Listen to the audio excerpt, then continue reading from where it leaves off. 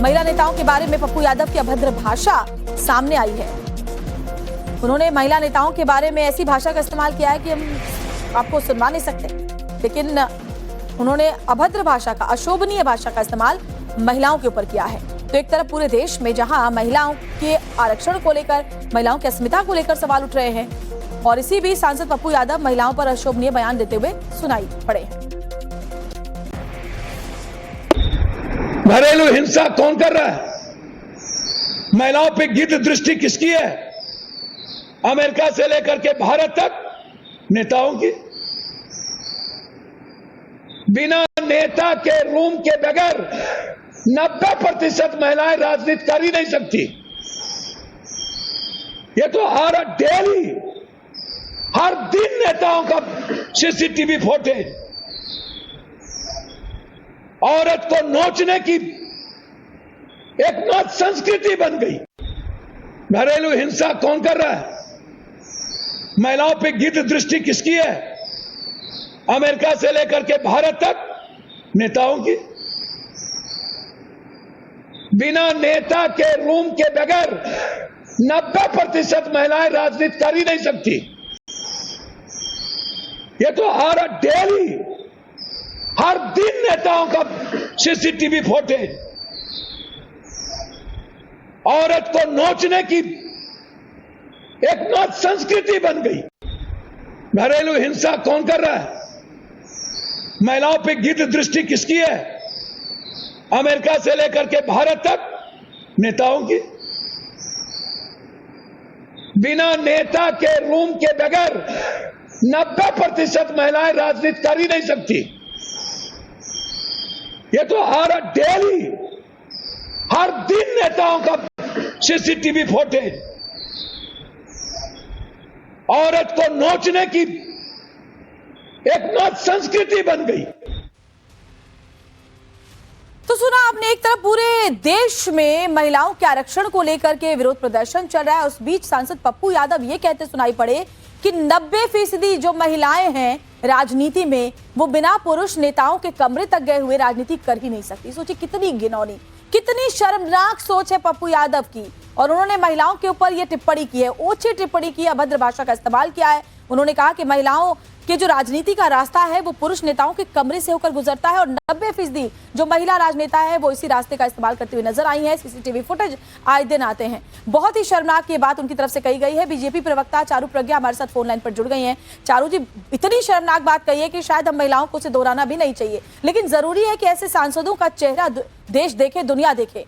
आपने सुना उन्होंने क्या कहा, या बताऊं मैं आपको कि क्या कहा है उन्होंने? मैंने सुना, और मैं आपको बता नहीं सकती हूँ इस समय मुझे गुस्सा कितना आया हुआ है। मुझे ये समझ में नहीं आ रहा कि टिप्पणी इन्होंने देश की महिलाओं के ऊपर करी है या अपने चरित्र के ऊपर करी है, क्योंकि अगर ये इनकी सोच है तो हो सकता है इनकी हरकतें कुछ इस प्रकार की हो। और जैसा मैंने कहा, बहुत ज्यादा मुझे इनकी बातों पर गुस्सा चढ़ा हुआ है, जो इतनी बार हमारी संसद में बैठे हों, जो कहते हों कि देश का प्रतिनिधित्व करते हैं। आज भी इनकी आधी वोटर महिलाएं हैं, और ये इस तरीके की बात आज के समय में, आज के जमाने में खासकर कि तब कह रहे हैं जब इन लोगों की वजह से हमारा महिला आरक्षण पारित नहीं हो पाया। ऐसे लोगों को तो नेम और शेम करना चाहिए। बहुत धन्यवाद, आपने इस स्टोरी को उठाया है, और मैं मांग करती हूँ कांग्रेस पार्टी से कि पहले तो इसको पार्टी के बाहर निकाला जाए, और उसके बाद इनको संसद से भी बाहर निकाला जाए। जिस प्रकार की बयानबाजी कर रहे हैं, ये देश की महिला को जिस नजरिए से देखते हैं वो अपना नजरिया सबके सामने ला रहे हैं। सही कह रही है चारू प्रज्ञा। और देखिए, महिला होने के नाते हम सबको इसका विरोध करना चाहिए, क्योंकि बहुत आसान है किसी भी महिला का कैरेक्टर असैसिनेशन करना। जब कोई भी महिला आगे बढ़ती है किसी भी फील्ड में, तो सबसे आसान जरिया उसको पीछे खींचने का है वो उसके कैरेक्टर पर सवाल उठाना। और कुछ यही करते हुए पप्पू यादव भी नजर आए हैं। वाकई आज गुस्से से हर महिला को इसका विरोध करना चाहिए। जरा सोचिए कितनी ओछी भाषा का इस्तेमाल कि 90% जो महिला नेता हैं वो पुरुष नेताओं के कमरे से होकर नेता बनती हैं। क्या सोच, क्या मानसिकता इनकी है। चारू प्रज्ञा, अगर आप हमारे साथ जुड़ी हुई हैं तो बहुत जरूरी है कि हम महिलाएं जो कि राजनीति में 33% आरक्षण की मांग कर रही हैं, वो ऐसे लोगों पर जो ऐसी महिला विरोधी और घिनौनी सोच रखते हैं उनका भी खुलकर विरोध करें।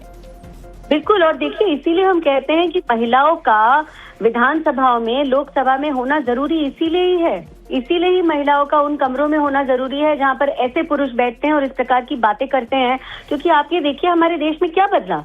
10, 20, 30, 40, 50 साल पहले भी ऐसी टिप्पणियां करी जा रही थी और आज भी ऐसी टिप्पणियां करी जा रही हैं। और पुरुष कितने हैं हमारे देश में जो आज इसके खिलाफ खड़े हैं? अब मैं पूछना चाहती हूँ तेजस्वी यादव से, राहुल गांधी से कि आपका क्या बयान है इस बयान के ऊपर? आप भी बताइए, आपकी क्या सोच है, आपकी क्या मानसिकता है? और ऐसे लोगों को आप अपने आसपास रखते हैं, बार बार उनको टिकट देते हैं, संसद भवन पहुंचाते हैं, तो आपकी भी मानसिकता खराब है ना। मेरा तो प्रश्न सबके ऊपर उठता है। फिर बात है चारू प्रज्ञा जी, पप्पू यादव ने जो बात बोली है, हम बार बार कोशिश कर रहे हैं कि उनसे बात करें, उनसे पूछे कि जो उन्होंने बोला है वो क्या सोचकर बोला और उन्हें किसने हक दिया कि वो महिलाओं पर इस तरह की ओछी टिप्पणी करे।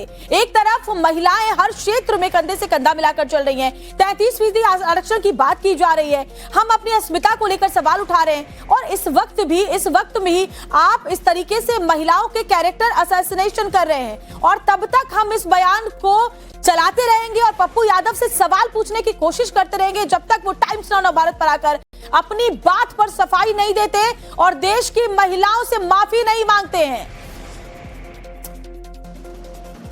और पप्पू यादव को ये जवाब देना पड़ेगा कि ऐसा बयान के करीबी पप्पू यादव सांसद ने बेहद आपत्तिजनक महिला विरोधी मानसिकता जो उनकी है उसको दिखाने वाला बयान दिया है। वो कहते हैं कि 90% महिलाएं बिना नेता के रूम में जाए राजनीति कर ही नहीं सकती।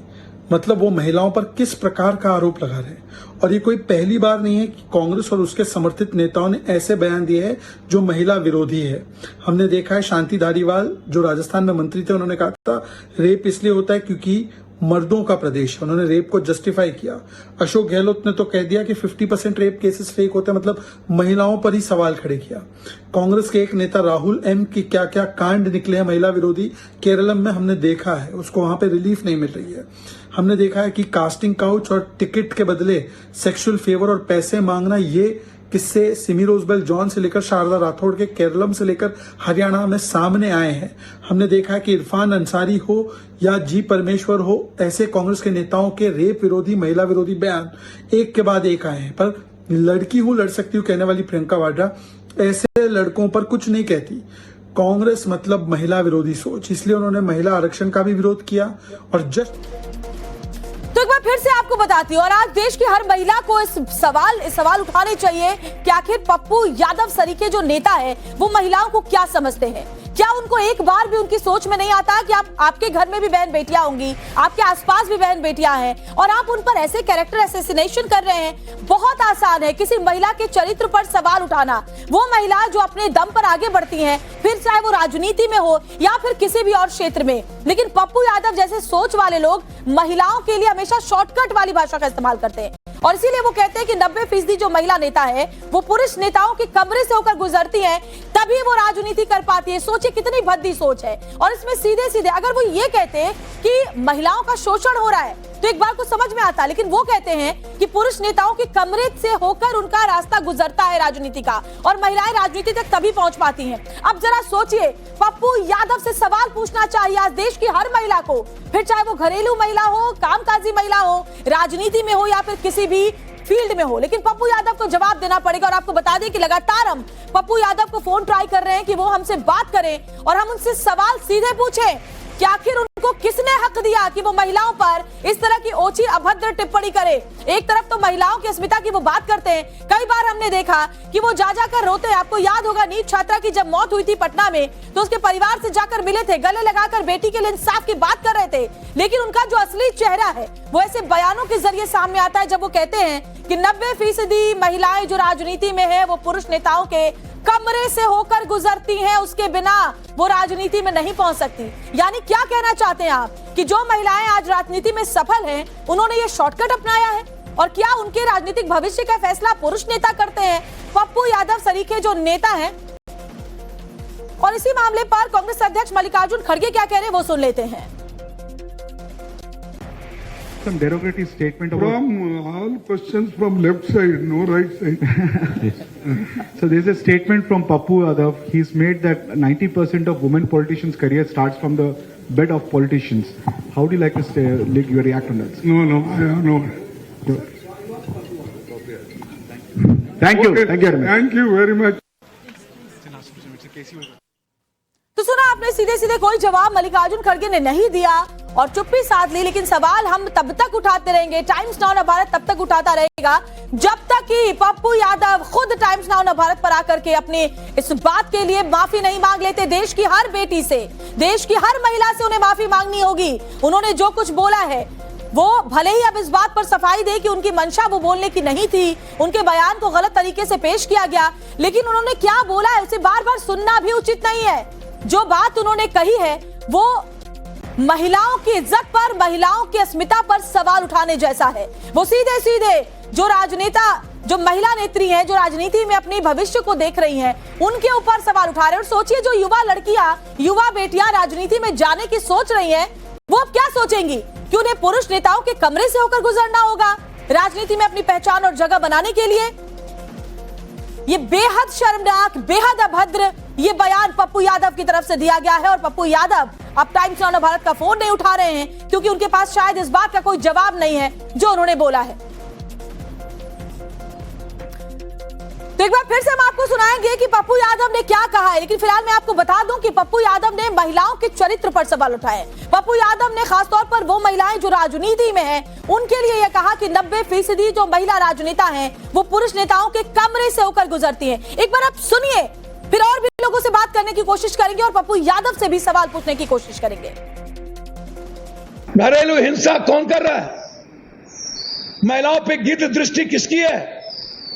अमेरिका से लेकर के भारत तक नेताओं की। बिना नेता के रूम के बगैर 90% महिलाएं राजनीति कर ही नहीं सकती।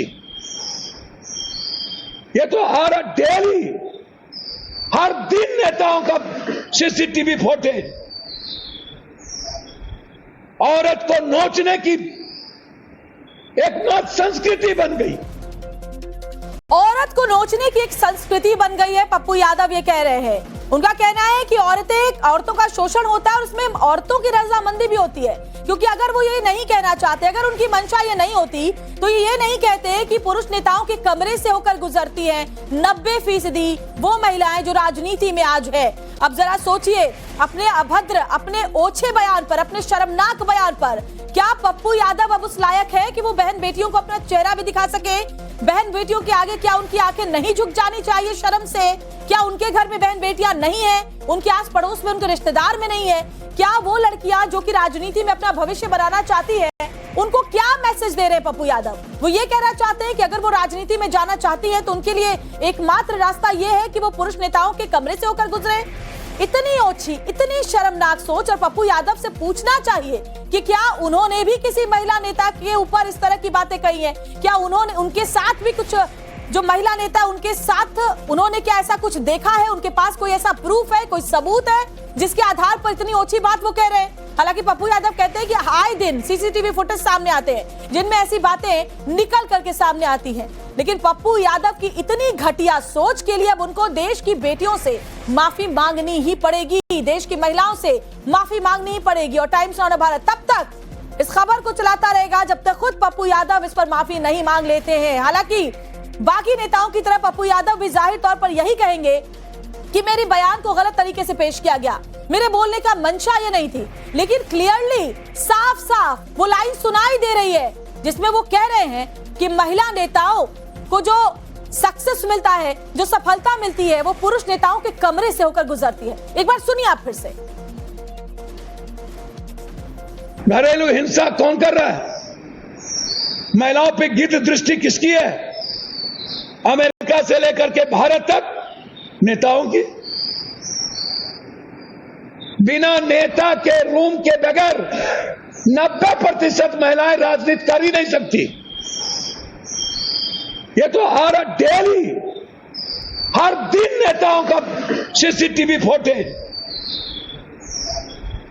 औरत को नोचने की एक मत संस्कृति बन गई। तो सुना आपने, अमेरिका से लेकर हिंदुस्तान तक 90% महिलाएं राजनीति कर ही नहीं सकती जो पुरुष नेताओं के कमरे से होकर ना गुजरे, ये पप्पू यादव कह रहे हैं। और आपको एक बड़ी खबर बता रहे हैं कि नवभारत की खबर का बड़ा असर हुआ है। महिला आयोग ने पप्पू यादव को नोटिस जारी किया है। महिलाओं को लेकर जो बयान निर्दलीय सांसद पप्पू यादव ने कहा, उसको लेकर के नोटिस उन्हें भेजा है। बिहार राज्य महिला आयोग ने सांसद पप्पू यादव को नोटिस जारी किया है। महिलाओं पर कथित आपत्तिजनक बयान को लेकर यह स्वतः संज्ञान लिया गया और टाइम्स ऑफ भारत ने इस खबर को पुरजोर तरीके से दिखाया, उठाया। और जब तक पप्पू यादव माफी नहीं मांग लेते हैं, हम इस खबर को यूं ही मुहिम बनाकर चलाते रहेंगे। सोशल मीडिया पर वायरल वीडियो के आधार पर यह कार्रवाई की गई। आयोग ने बयान को महिलाओं के सम्मान के खिलाफ बताया।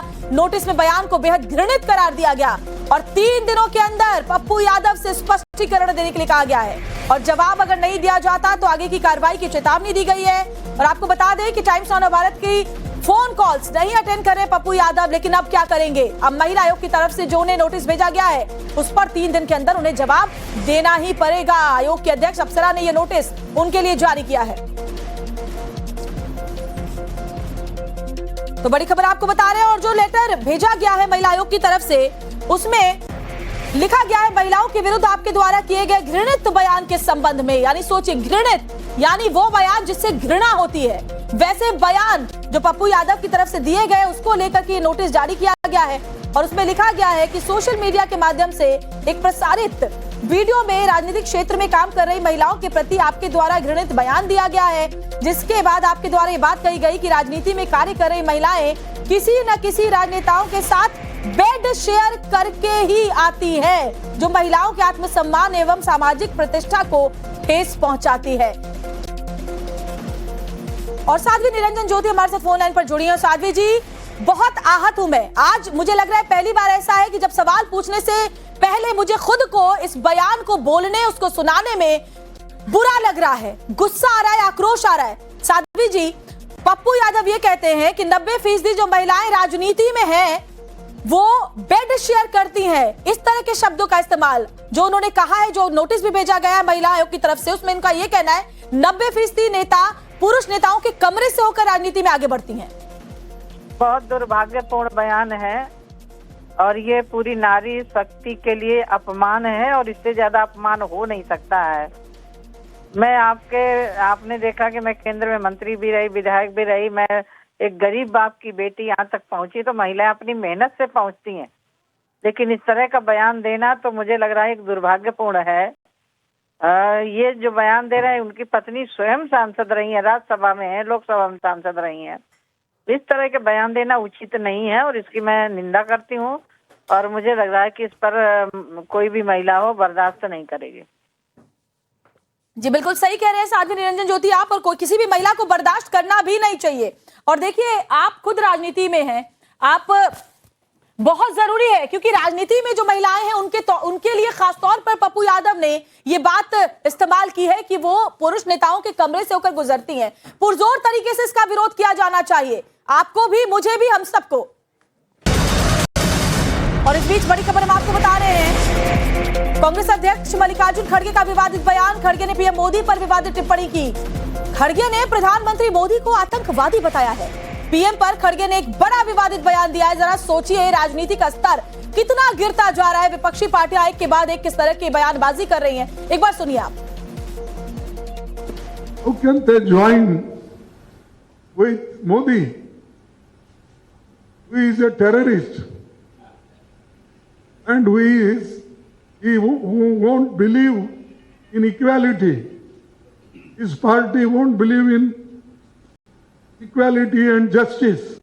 How can they join with Modi, who is a terrorist and who won't believe in equality? His party won't believe in equality and justice. And these people are joining with them. How can they join with Modi, who is a terrorist and who won't believe in equality? His party won't believe in equality and justice.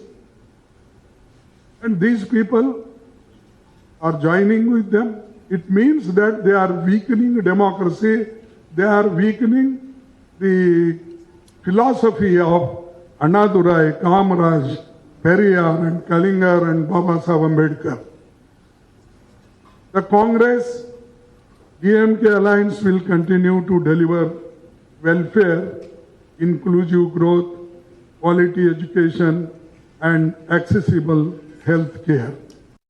How can they join with Modi, who is a terrorist and who is और शहजाद पूनावाला हमारे साथ phone line पर जुड़ गए। BJP प्रवक्ता शहजाद जी, मल्लिकार्जुन खड़गे ने जो शब्द इस्तेमाल किए हैं उसको शायद हमें रिपीट भी नहीं करना चाहिए प्रधानमंत्री नरेंद्र मोदी के लिए। नहीं, आप हैरान क्यों है? खड़गे जी ने अभी 2-4 दिन पहले बोला था कि बीजेपी आरएसएस वाले जहरीले सांप है, मार दो।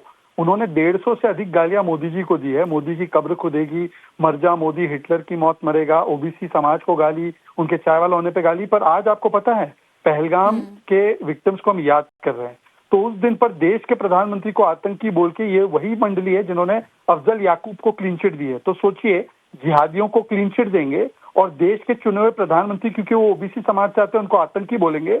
और अभी आपने शायद पप्पू यादव का भी बयान सुना होगा महिलाओं पर। बिल्कुल। तो सोचिए, महिलाओं के ऊपर भी जो बयान और देश के चुने हुए प्रधानमंत्री संवैधानिक पदों पर जो बयान, इसका मतलब कांग्रेस का मानसिक दिवालियापन जो है वो खो चुका है, इसीलिए वो इस प्रकार की बातें कर रहे हैं। लेकिन कार्रवाई होनी चाहिए शहजाद पूनावाला। इस तरह के शब्दों की कोई इजाजत नहीं मिल सकती, ना जो महिलाओं के लिए इस्तेमाल किया गया और ना ही जो प्रधानमंत्री नरेंद्र मोदी के लिए। शुक्रिया आपका शहजाद, बातचीत करने के लिए हमसे।